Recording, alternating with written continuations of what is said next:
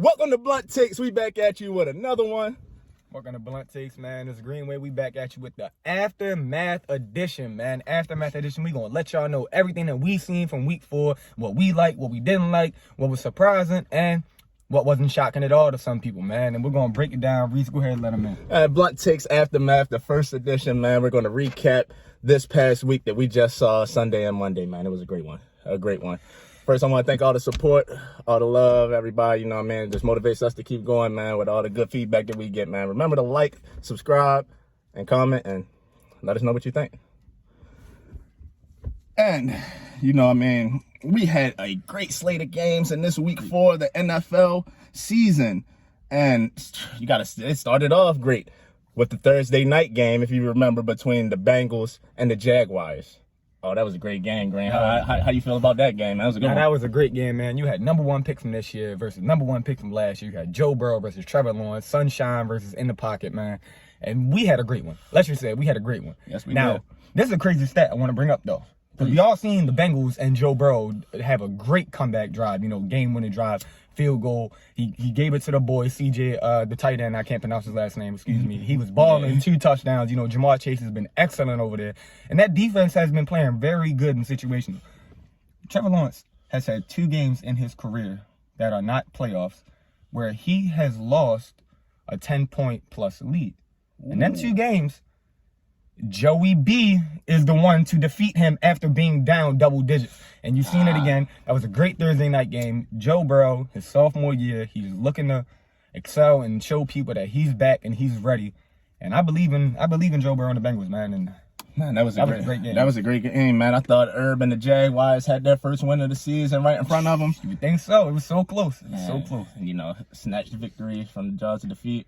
Joe Burrow comes out on top with that one, man. That was a great game by the Bengals, man. Resilient effort by the team to come out and overcome that deficit and win the game. That was really good effort when it comes to the Jaguars, man. You want to talk about effort from a team you don't expect.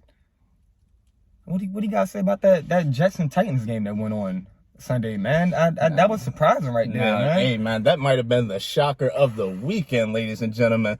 The New York Jets upset the Tennessee Titans. Now, we gotta remember that the Tennessee Titans were a little bit short-handed without their 2 star wide receivers in A.J. Brown and the great Julio Jones. And, you know, I told y'all that I didn't believe in Tannehill. I said that they had a lot of talent, you know, out there on the outsides, adding Julio Jones, A.J. Brown, like I mentioned. Can't forget about King Henry in the backfield. You know, they look really good on paper. But what I was saying before the season, I don't believe in Tannehill. Tannehill is not that guy. You saw when he didn't have his Pro Bowl wide receivers out there, he couldn't make plays. You know, I don't think he has the ability to throw people open and make that it play when they need it. And we came up a little bit short. Overtime, hell of a performance by the Jets, man. That Jets defense, man, Robert Saleh has that defense really balling right now. And if they can get it together on the offensive end now, I also said Zach Wilson, I didn't believe in him. Yeah, he didn't look like he was doing that good early in the game, but he came alive with some big throws late in that game outside of the pocket and just winging it like that a handful of quarterbacks in this league can make. And I gotta take my hat off to him, man. He played a hell of a game, man.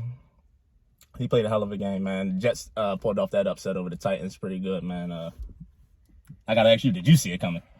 No, not at all. I did not see that coming at all. And although I might have to agree to some point that Tannehill is not the guy that can make plays down the stretch to win you games when you have Derrick Henry, A.J. Brown, and Julio Jones. 2 of them are gone, and A.J. Brown and Julio Jones. Still, Derrick Henry had a great performance, you know, had over 100 yards and a touchdown.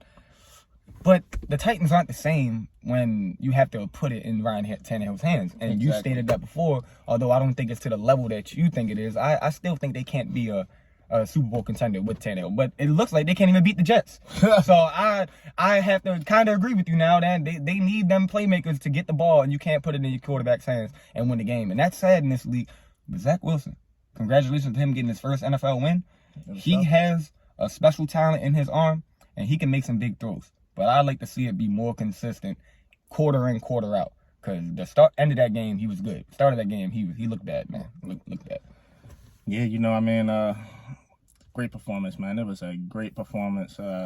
we'll see if the Jets can build some momentum from that one and carry it on throughout the season, see if they can pick up some more dubs here.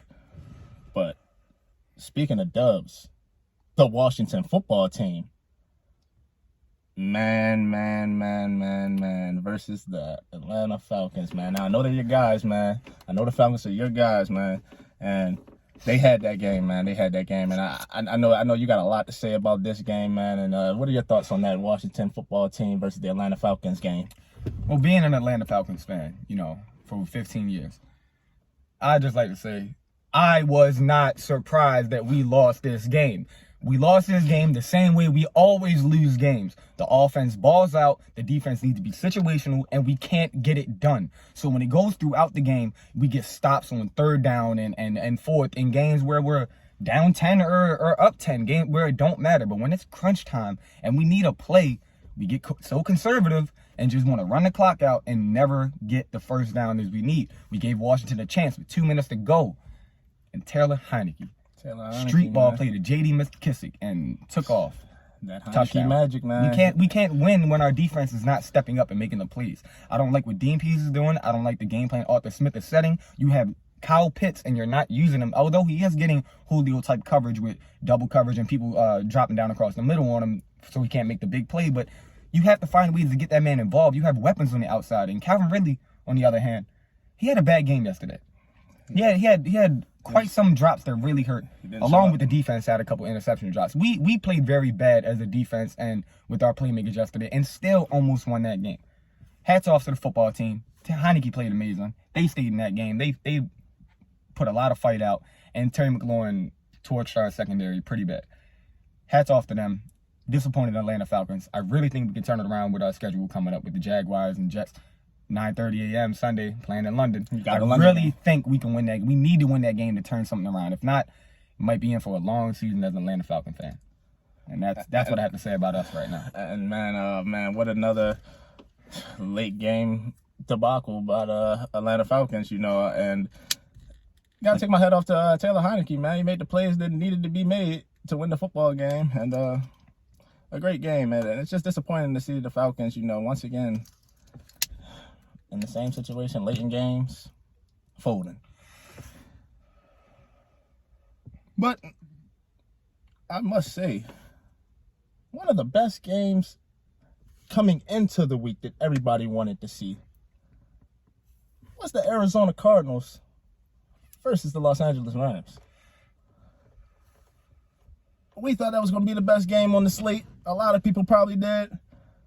Marquee matchup this week. Man, the Cardinals, let's be blunt, they mopped the floor with them. They destroyed this team. It looked like the Cardinals was the better team, head to toe, to me. And to be honest, man, it looked like the Rams didn't even make the trade for Matt Stafford this offseason when they played against the Cardinals. That looked like the Rams that were stagnant and couldn't move the ball and couldn't get anything going on defense at all. Like this, I did not see a performance from the Rams coming like that, and man, I feel like that was tough to watch. I feel like the Rams offense is, a very key element to their offense is the running game.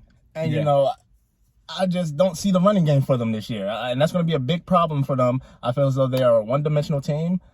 And they're gonna have to air it out to win games here, man. You look at their running backs, man, and it just doesn't look good, man. When Matthew Stafford is your second leading rusher, you're not doing good in the rushing game, if you ask me. And Arizona Cardinals, man, gotta take my hat off to them. Kyler Murray is balling out of control this year. He is playing out of his mind right now, and who knows, man? Some people might have him as the front runner for MVP right now, and well-deserved, because he is balling. That Arizona Cardinals team is on fire right now, offensively and defensively, flying around the field.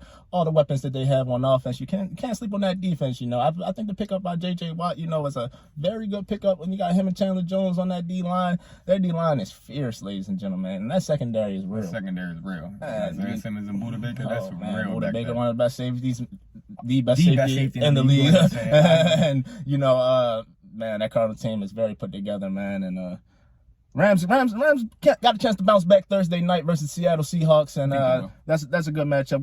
Good that they have a good turnaround. But hey, man, Arizona Cardinals, they might have won the day Sunday with that performance over the Rams. Yeah, I really think the Cardinals are something to look out for this season. The first couple games, I'm thinking, okay, they got into a crazy game, and then I think they should have lost the Vikings game, but, they have the kick of woes. But this performance right here was a statement performance, I feel like, that they're here to stay, and this season they're going to be a problem. Let's see how it goes. I think the Rams bounce back Thursday night, against Seahawks. And I think that next matchup between the Rams and Cardinals is something we want to circle down in our calendars. Because I don't think the Rams are coming to play around, and they're going to be in Arizona this time, just like the Arizona came to Los Angeles and did their thing. I wouldn't be shocked if I seen the Rams do the same. Great performance by the Cardinals. Nothing much more to say. Great game. That being said, though, a great performance. This team had a great performance and even up their performance in the last play of the game to keep a streak going. And let's talk about the Baltimore Ravens versus the Denver Broncos, man. Oh, yeah. That was a great game by the Ravens, really good performance all over as a team. That deep ball to Hollywood is getting better and better every week, it seems like. Oh, definitely. You just need Hollywood to stay consistent with those catches, and that is going to be a problem for the league to see. But I'm gonna let you take this over. What'd you see with your guys this weekend? Oh, thank you. You're right. Hollywood definitely had to make up for the drops that he had in the previous week, and that diving catch in the end zone, the throw from Lamar Jackson, wild big hit to put that out there for Hollywood to run underneath it and dive like a dolphin and catch that touchdown. Man, that play was amazing, and nothing short of amazing was Lamar Jackson on Sunday. 23-7 victory over the Denver Broncos. What can you say? He had 316 passing yards. He wasn't that much of a factor on the running game. He was dicing them up from the pocket, if you ask me, which a lot of people say, once again, he can't throw the football. And once again, week in and week out, he proves them wrong, and he throws the football at a very elite level inside and outside of the pocket. And not to mention, the Broncos secondary is a really good secondary. And that's no slouch. Really solid. That is no slouch defense that he is going up against in the Denver Broncos, man. And he just made them look like kids out there, man. Easy. Vic Fangio had a little bit of a problem with us going for, to tie the record for most consecutive games with 100 yards rushing as a team. And, what I have to say about that is, for one, if you don't like it, stop it. And for two, you guys had the ball down 16, and you guys are trying to throw the ball into the end zone, and calling timeout, stopping the game, and you guys knew you weren't going to win the game there, and you guys still were playing hard and trying to score a touchdown. So what gives? And this team has earned it. This team has been one of the best rushing football teams in league history over the past couple of years since Lamar Jackson has been on the team, man. They deserve this record. They're going to get that record Monday night versus the Indianapolis Colts, and I believe that they're going to keep extending that record throughout the season. Lamar Jackson is just incredible, ladies and gentlemen. In my mind, he's the front runner for MVP. Has the Baltimore Ravens sitting pretty at 3-1. They've won their last 3 games. They're on a hot streak right now. Probably the hottest team in the NFL, if you ask me. The defense is amazing. Sorry that we knocked Teddy out of the game, and we hope he definitely gets better, with that concussion. We wish him nothing but the best. And once Teddy left that game, it was really no hope for the Broncos, and it really took the win out of their sails, turned man. into like the Drew Lock Broncos, where they got a top pick last year, a top 10 pick and stuff, and that's not the team that fans wanted to see the Ravens play against. Ravens always want to play against the best on the other side of the field, and without Teddy B out there, it's not the best Broncos team available. So with Drew Lock being in, the Ravens did what they were supposed to do. And let me just say this. I'm a Falcons fan. If we had a chance to break a record the Saints made in the last seconds of the game by getting easily a 3-yard run, right, I'm going to do it every single week. It's my rival. I don't want them having a streak that I can break. The Steelers, they're tied with the Steelers right now. If it was a different team, I don't think the results would have been the same last week. But I think any team probably would have did the same thing. Any team probably would have did the same, especially if they're taking the Big streak from their maybe rival. was just a little bit salty that they got whipped. And I guess if they would have scored during one of them timeouts, he would have been okay with it. But, it's goes to show. We got the yards, we got the record. Lamar got down, and we got out of Denver with a win. Most important, the win. The win is most important. And a big win, big, monumental win was probably Sunday night. Buccaneers versus Patriots. It was. Now, a lot of people had the Bucs coming in, winning the game. But I believe this is probably one of the best wins in Tom Brady's career, and probably if he could tell you, he probably would tell you that it's probably his favorite win to go in there and beat Bill Belichick in New England, Foxborough, Sunday night, playing for the opposing team. Oh, man, that's got to be so sweet for Tom Brady. But it was a great game nonetheless. 19-17, the Bucs beat the Patriots, and the Patriots fought hard all night long. Really hard. Fought hard. Oh, they were physical, offensively and defensively. And Mac Jones, the Patriots got something with him. They got something with him, man. His savvy that he plays with, he reminds me of a little Tom Brady, if you ask me. And that hurry up offense that they started running with, Mac Jones got him in that rhythm, and he looked like he did at Alabama, just quick step drop backs and delivering the ball to his playmakers and letting them make plays. And, Patriots were in their bag, pulling out all the tricks of the trade. And Belichick knows Tom Brady, I feel like. And he made it hard for Tom Brady because he knows all of his weaknesses. So he mixed up a lot of coverages on Tom Brady all throughout the night, kept Tom Brady guessing pre-snap, before snap, post-snap, and he's changing it up on him. And it was a mastermind game plan by Bill Belichick, and they could have came out of New England on top if Nick Folk could have made the field goal. Rainy conditions, wet, pretty far field goal. Can't blame it on him, but man, it'd have been something to see Tom Brady have a chance to go down there for a game-winning drive in Foxborough for the opposing team. That'd have been something, man. That would have been something. What do you think? Now, I'm going to be blunt about this. I did not have the Patriots stand close in this game. I thought Tom Brady and the talent they have on offense were just going to be too much for Mac Jones and Bill Belichick to deal with. Now, Bill Belichick, maybe I underestimated him within the Brady and Belichick era. He is really good at what he does. And what he did last Sunday night, like you said, was mix up coverages and never showed Brady the same thing too many times on defense to where he can get comfortable and tear the zones or man coverage up. He threw everything at him, the kitchen sink, and it was a great chess match to watch. The way Brady started handling the coverages he was getting, and he wasn't shooting out, but they did enough to win. Mac Jones was doing on the other end. The Bucs was throwing a lot at him, a lot of pressure. Yeah. He sat poised in that pocket. He was handling the blitz, handling the pressure. He was checking at the line of scrimmage and everything, man. Mac Jones looked like a vet last night. They had something Sunday night, excuse me. And I didn't believe in Mac Jones coming out. I didn't think he was that guy that everybody was saying. But last Sunday night, when they ran that spread offense and hurry up, you said it right. It looked just like he was at Alabama. The protection was there, the options were there, the reads were perfect, and he was making the throws. Now, there was a throw he took a big hit, and almost put it right in thread the needle, tipped by Ross Cockrell, picked by Antoine Winfield. That was so close to being one of the best throws I've ever seen. And Mac Jones has something in him. I've seen it. The world's seen it. Nick Folk, if you would have kicked that, now I still don't think the Patriots would have won. They gave Brady too much time. But who would have not wanted to see Brady go down one last time in Foxborough with a chance with a game-winning drive, whether win or lose, doing it against Belichick? You say this was a favorite win? I think it is too. Mm-hmm. But I think he feels the same way as he kind of wishes Nick Folk made that to do it one more time in Foxborough.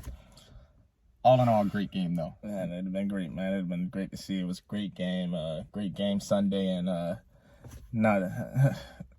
not to forget about the Monday night game that we just watched. Great game.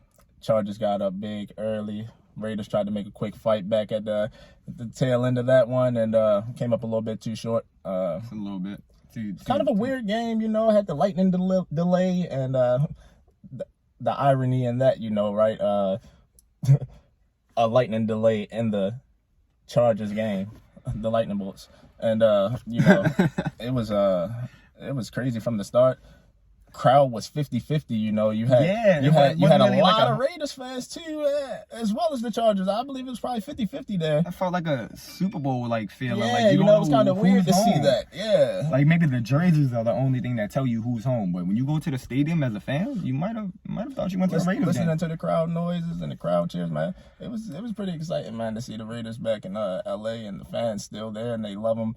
And great game by the Chargers, who are trying to take over the city of LA, just getting there. And this game can take them a long way. They have a great quarterback in Justin Herbert, who I think is one of the best young quarterbacks in the league, who can do it all. He can make the throw from anywhere, any platform. He can throw it anywhere on the field. And not to mention, he has a little bit of wheels on him. You know, he's pretty mobile, and you can definitely. I think that's an underestimated part of his game, and he's on his way, man. He's on his way. I have to say, Chargers have a great team, and they look like they're on their way for a great season. Yeah, you've been big on Justin Herbert since his season at Oregon.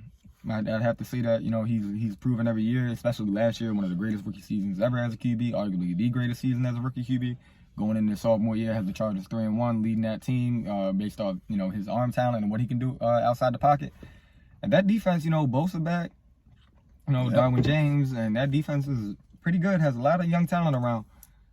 It's going to be good to see the Chargers throughout the season. I'd like to see Justin Herbert keep this up. He's on a good pace right now, a very hot pace, similar to his rookie season. And he took down the undefeated Raiders and Derek Carr, which was balling this year, you know, leading the league in passing yards right now. You know, Darren Waller's a monster. He's a monster. And John Gruden looks like he finally turned his team around. Henry Ruggs too. That Raiders team is a good team now. It is. That's a good football team. It's a deadly offense to deal with the power back to Josh Jacobs, the speed of Henry Ruggs, the versatility of Darren Waller, and then you got a good receiver in the slot in Hunter Renfrow. And then Derek Carr, a veteran QB, can make the throws and knows what to do. Now, if that defense can pick up the pace and get some stops. They had a lot of injuries that they were dealing with too throughout the night. It's been that way in the John Gruden era since trading Khalil Mack, it seems like. They've always been in and out on defense due to the players. And if they can get the players to stay healthy this year, that Raiders team might be something to watch out for in the AFC West. That division looking scary right now, you know. Yeah, all the teams in that division. 3 teams 3-1, and then the Chiefs, our pick to win the division, obvious pick is 2-2. So that division is loaded, man. That's loaded to see what comes down. It reminds me of the NFC West, and let's see. And a bunch of great coaches in that division too. And I like Brandon Staley, one of the new Chargers coach, young coach. He has them boys out there rolling and believing in themselves, and he has them playing at a high level. I gotta mention that, man. Well coached team. And